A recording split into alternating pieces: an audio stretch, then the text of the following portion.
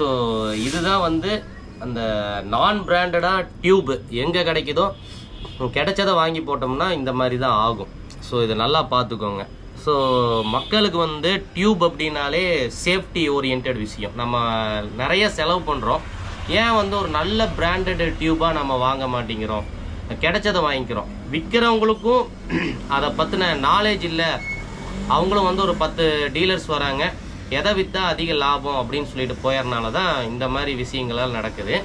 So வீட்டில் வந்து safety முக்கியம் அப்படின்னம்னா நல்ல ஒரு பிராண்டட் டியூப்ஸாக வாங்கணும். அப்புறம் நல்ல ஒரு பிராண்டட் டியூபாக வந்து வாங்கணும். பார்த்தோம்னா அவங்க வந்து பார்த்தோம்னா tensile strength, grip test, pressure test, accelerated ageing test, leak test, அப்புறம் பார்த்தோம்னா பேர்ன்